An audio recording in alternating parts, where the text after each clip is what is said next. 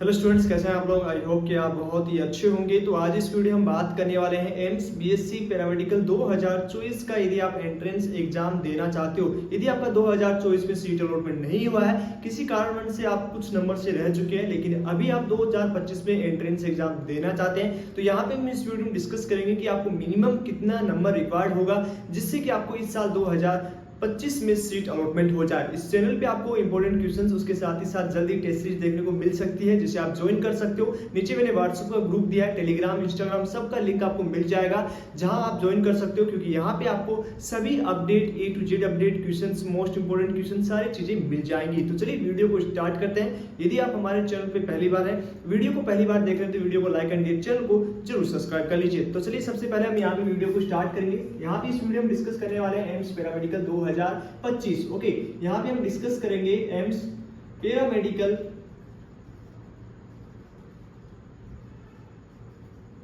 2025। Okay, अब इस video में क्या क्या डिस्कस करेंगे कि यहाँ पे आपको 2025 में कितना मिनिमम रिक्वायर्ड होगा, क्या उसका क्वालिफिकेशन होगा, ठीक है। उसके साथ ही साथ जो मेरिट लिस्ट तैयार होती है, वो कितने नंबर पे आपको कितना नंबर लाओगे। आपका जो 90 नंबर का पेपर होता है, उसमें आप कितना नंबर करोगे तो आपका मेरिट लिस्ट में नाम आ जाएगा। उसके साथ ही साथ हम यहाँ पे डिस्कस करेंगे कि उसमें से 90 में से आपको कितना नंबर लाना होगा, चाहे आप जनरल कैटेगरी से बिलोंग कर रहे हो, चाहे आप ओबीसी एनसीएल से बिलोंग कर रहे हो, या आप एससी एसटी से, ईडब्ल्यूएस से, और या आप एससी एंड एसटी से बिलोंग कर रहे हो। तो इसमें आपको कितना नंबर की रिक्वायर्ड होगी जिससे आपका सिलेक्शन 2025 में कंफर्म हो जाए। तो सबसे पहले क्वालिफिकेशन की बात कर लेते हैं कि आपकी क्वालिफिकेशन क्या होनी चाहिए। तो क्वालिफिकेशन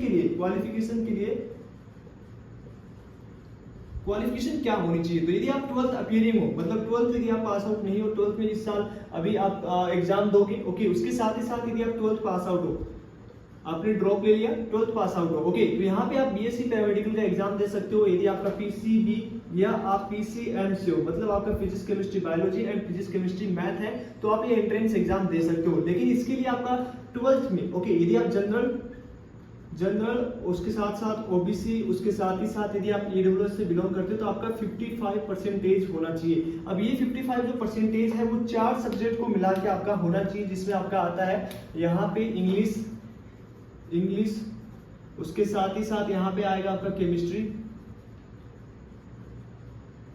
उसके साथ ही साथ आएगा यहाँ पे बायोलॉजी, ओके। इन सारे सब्जेक्ट को मिला के जो है आपका, इसके साथ ही साथ आपका आ सकता है फिजिक्स। इन सभी सब्जेक्ट को मिला के आपका 55% होना चाहिए। यदि आप एससी एसटी से बिलोंग करते हो, तो आपका यहाँ पे इन सारे सब्जेक्ट को मिला के जो है आपका 50% आपका होना चाहिए, ठीक है। ये आपके 12th में परसेंटेज होनी चाहिए। उसके साथ ही साथ अब यहाँ पे दूसरा आता है, जब आपका एंट्रेंस एग्जाम होता है, ओके, जब आपका एंट्रेंस एग्जाम होता है, जो 90 नंबर का आपका पेपर रहेगा, 90 नंबर में से आपको कितना स्कोर क्वालिफिकेशन स्कोर के लिए करना होगा, क्योंकि यहाँ पे सबसे पहले आपका आता है मेरिट लिस्ट, ओके। अब इस मेरिट लिस्ट में जिन स्टूडेंट्स का नाम आएगा, उन्हीं स्टूडेंट्स का यहाँ पे काउंसलिंग प्रोसेस होगा, उन्हीं स्टूडेंट्स का यहाँ पे जो है आपका एडमिशन प्रोसेस होगा। तो मेरिट लिस्ट में नाम आने के लिए आपको कितना स्कोर करना होगा, तो ये आपकी मेरिट लिस्ट होती है, ओके। अब इसमें से आपका 90 नंबर का आपका पेपर रहेगा, इस 90 में से आपको कितना नंबर लाना होगा, तब आपका मेरिट लिस्ट में नाम आएगा। तो यदि आप जनरल से बिलोंग करते हो, उसके साथ ही साथ आप ईडब्ल्यूएस से बिलोंग करते हो, या आप ओबीसी एनसीएल से बिलोंग करते हो, ओके, या आप एससी से बिलोंग करते हो, या आप एसटी से बिलोंग करते हो, तो यहाँ पे आपको कितना नंबर की रिक्वायर्ड होगी। तो सबसे पहले हम जनरल की बात करें, तो जनरल में आपका क्वालिफिकेशन स्कोर होगा 50+ नंबर, ओके। आप 90 में से यदि 50+ नंबर लाते हो, तभी आपका मेरिट लिस्ट में नाम आएगा। और यदि आपका ईडब्ल्यूएस से है, तो आपका 50 नंबर आपको लाना होगा। वहीं हम ओबीसी की बात करें, ओबीसी एनसीएल की, तो यहाँ पे 45, ओके, और एससी की बात करें तो यहाँ पे 40+ स्कोर करना होगा, तभी आपका मेरिट लिस्ट में नाम आएगा, ओके। तो इतना परसेंटाइल आपके होना चाहिए, तभी आप यहाँ पे जो है इस मेरिट लिस्ट में नाम आ पाओगे।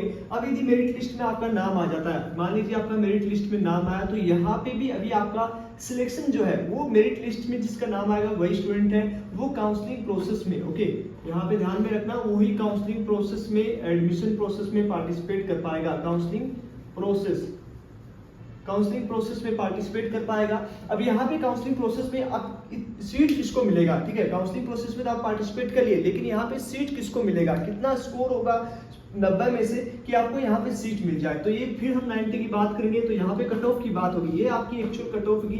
यदि इतना नंबर लाते हो तो आपका मेरिट लिस्ट में भी नाम आ जाएगा और आपका सिलेक्शन भी हो जाएगा, चाहे आप पैरामेडिकल के जितने भी कोर्सेस हैं उसकी हम बात करेंगे। ओके, तो यदि आप जनरल से बिलोंग करते हो, उसके साथ ही साथ आप ईडब्ल्यूएस से बिलोंग करते हो, या आप ओबीसी एनसीएल से बिलोंग करते हो, या आप एससी या एसटी से बिलोंग करते हो, ओके, इन सारे सब्जेक्ट से बिलोंग करते हो, तो यहाँ पे आपका स्कोर क्या होना चाहिए? ओके, यहाँ पे आपका 90 में से क्या स्कोर होना चाहिए ताकि आपको सीट मिल जाए? तो यहाँ पे जो आपका 90 में से जनरल में आपका 60 प्लस यदि स्कोर होगा तो आपको यहाँ पे 100% चांसेस रहेगा कि सीट अलॉटमेंट हो जाए। ईडब्ल्यूएस की बात करें तो ईडब्ल्यूएस में आपका 55 प्लस नंबर होगा तो आपको यहाँ पे सीट मिल जाएगा। ओबीसी एनसीएल की बात करें तो 50 प्लस नंबर होता है तो यहाँ पे आपको सीट मिल जाएगा। एससी में आपको माने तो 47 और इसमें 45 नंबर यदि आपका प्लस आता है तो यहाँ पे आपको सीट मिलने के चांसेस रहे। ठीक है, तो ये आपकी 2025 की जो है आपकी कट ऑफ रहेगी। यदि आप एम्स बीएससी पैरामेडिकल के कोर्सेज में एडमिशन लेना चाहते हो तो मिनिमम आपको इतना टारगेट करके चलना होगा, तभी आपको यहाँ पे सीट अलॉटमेंट हो पाएगी। तो ये है आपकी 2025 की कट ऑफ जिसमें आप एडमिशन ले सकते हो।